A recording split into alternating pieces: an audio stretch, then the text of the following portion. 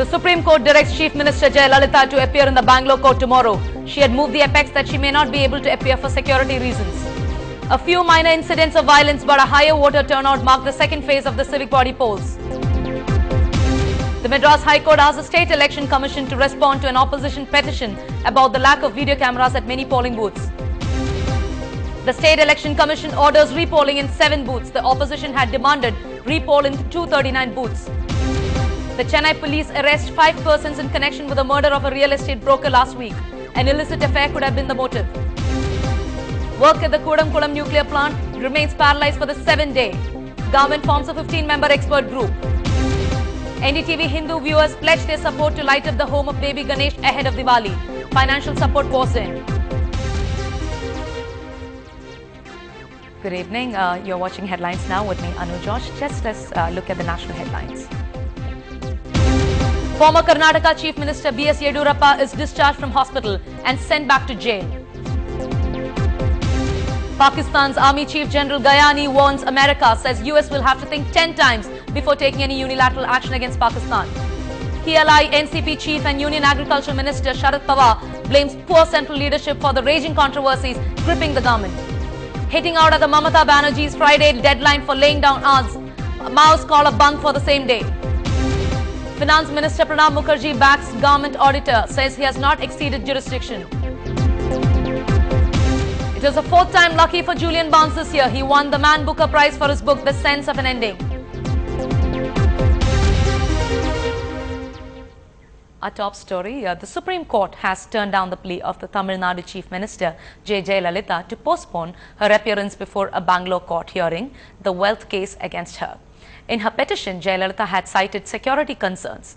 The Supreme Court had told Jayalalitha that the Karnataka government had made all security arrangements for her court appearance. The centre has also told the court Jaya would be given National Security Guard security cover in Bangalore.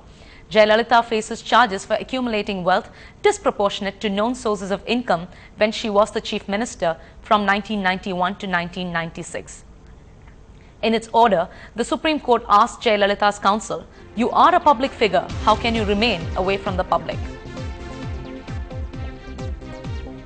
Right from the DGP of Karnataka to the Bangalore City Police Commissioner to the Chief Minister of Karnataka, Mr. Sadananda Gowda, repeatedly have been mentioning that Ms. Jayalalitha, Chief Minister of Tamil Nadu, will be given extra security when she's here on the 20th of October to attend a court summon right here where I'm standing by. She will be here in this very court premises. Barricades put up at least half a kilometer much ahead of the special court, incidentally right opposite the central jail where Mr. Yediyurappa is currently lodged at. He is an inmate, and right opposite that is a special court where Ms. Jayalalitha will attend her court summon in connection with a disproportionate assets case going back to 1991. Between the years of 1991 and 1996, Ms. Jayalalitha is accused of amassing wealth of over 66 crore rupees, much more than her known sources of income. That, of course, Ms. Jayalalitha says is political vendetta, which is why the DMK lodged that case against her. But now it seems that Karnataka, which has now taken up the case for hearing for a free and fair trial, will hear that very case. I can show you this public notice that has been put up, which says from the 18th of October to the 20th of October. That's the date of Ms. Jayalalitha's appearance until 7 p.m. All types of vehicles and public is prohibited in this area. So this is a kind of indication of the kind of security that Ms. Jayalalitha will be given, much against her apprehension. In fact, the Chief Minister of Karnataka speaking exclusively to NDTV, mentioning to us that Z Plus category, which Ms. Jayalalitha enjoys, will be given to her the minute she lands at the Bangalore airport.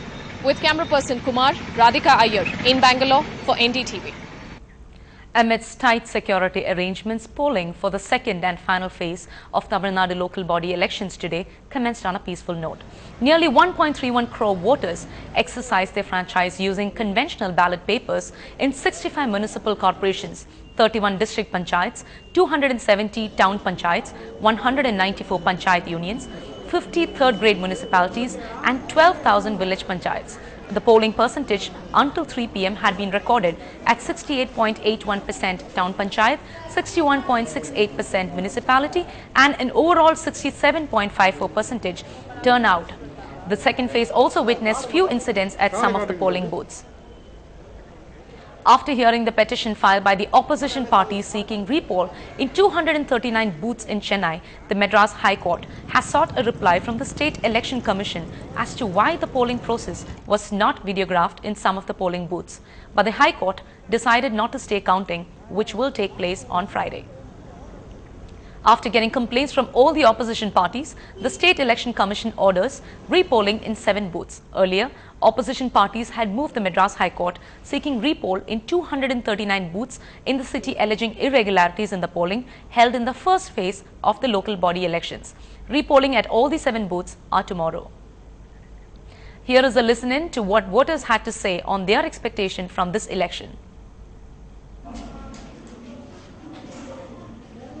உங்களுக்கு இந்த தேர்தல் எவ்வளோ முக்கியம்? உங்களுக்கு ஏன் எவ்வளோ முக்கியம் இந்த தேர்தல்? ஊருக்கு தலைவர் main, ward councillor main, ward member main. எங்கள் ஊருக்கு நல்லது செய்யணும், அதுக்காக தேர்தல் இருக்குது நல்லது. உங்களை பொறுத்த வரைக்கும் இந்த தேர்தல் எவ்வளோ முக்கியம்? உங்களுக்கு தலைவர்களை தேர்ந்தெடுக்கிறது ரொம்ப முக்கியம். அதனால் ஒவ்வொரு குடிமகனும் கண்டிப்பாக அவனுடைய கடமையை செய்யணும். அதனால் 2 பேரும் சேர்ந்தே வந்திருக்கோம். இந்த வார்டு கவுன்சிலர்ஸ் வந்து உங்கள் ஊருக்கு எவ்வளோ நல்லது செய்கிறாங்களா? செய்கிறாங்க. நீங்கள் எதுக்கு இன்னைக்கு பேசிக்காக வார்டு கவுன்சிலர் எலெக்ஷன்ஸ், ஆனால் நீங்கள் அதுக்கும் இப்போ வந்து ஓட் போட்டிருக்கீங்க. நீங்கள் இந்த மாதிரி இந்த தேர்தல் வந்து நீங்கள் ஓட் போடுறது எவ்வளோ முக்கியம் நீங்கள் நினைக்கிறீங்க? தமிழ்நாட்டில் ஒருத்தர் சாப்பாடு எவ்வளோ முக்கியமோ அது ஓட்டு போட்டு தலைவர்களை தேர்ந்தது அந்தளவுக்கு ரொம்ப முக்கியமாக இருக்குது. இந்த தலைவருக்கு வந்து உங்களுக்கு நல்லது செய்கிறாங்களா? கண்டிப்பாக செய்வாங்க. நம்பிக்கை இருந்தால் நாங்கள் தலைவரை பார்த்து தேர்ந்தெடுக்கணும். யார் இருந்தாலும் சரி, நல்ல யார் ஜெயிச்சாலும் சரி, அவங்க எல்லாம் நம்மளுக்கு நல்லதே செஞ்சால் போதும். இந்த தேர்தலில் நீங்கள் ஓட் போடுறது வந்து உங்களுக்கு எவ்வளோ முக்கியம் இந்த வார்டு எலெக்ஷன்ஸில்? முக்கியம், ஊருக்கு நல்லா செய்வாங்க, அதுக்கு முக்கியம். அது ஊர் க்ளீனாக இருக்கும், பஜாருக்கெல்லாம் க்ளீனாக பண்ணுவாங்க. அதுக்கோசரம் வார்டு மெம்பர்லாம் பக்கம் தேவை. அதே மாதிரி கவுன்சிலரு, அதே மாதிரி தலைவருக்கு. Following the Kudankulam protest, the Indian government had constituted a 15-member expert group that will help allay the fears and apprehensions that have emerged at Kudankulam. There is no chairperson of the expert committee and it has been set up by the Department of Atomic Energy. This committee will interact with the state government and with spokespersons of the anti-nuclear agitators. Work at the upcoming Kudankulam nuclear plant remains paralyzed for the 7th day. Although villagers have lifted the road blockade, authorities have decided to not send engineers and scientists to resume work. Today, a team of 46 technocrats were sent in just to continue essential maintenance work. Already, around 2,000 contract workers, mostly from North India, have vacated the town out of fear, and around 1,000 local contract workers also are boycotting work in support of villagers. This affects housekeeping and hygiene conditions in the plant. Earlier, we were joined by the NDTV science editor Pallav Bagla, and this is what he had to say on the expert group constituted by the government. The state government has constantly been saying that there is a need for an expert group to come and talk to the people. Now, the government was supposed to constitute this almost a week ago.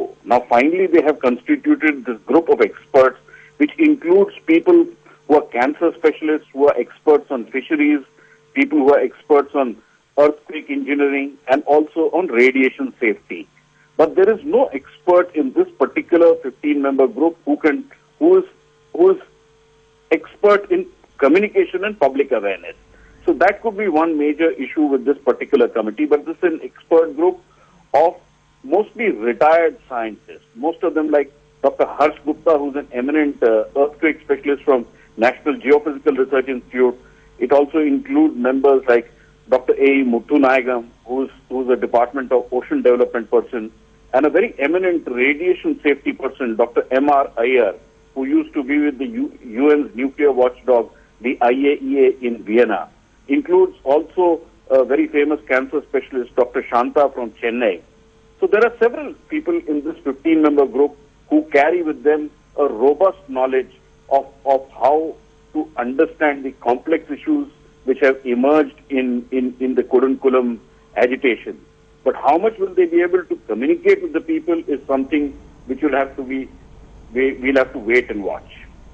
Moving on, the city police have arrested 5 people in connection with the murder of a real estate broker last week.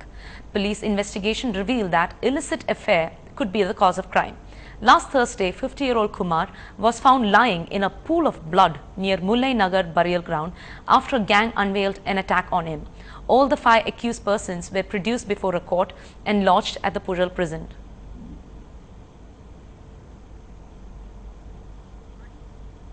The Pakistan Chief of Army wants America. More on that when we return.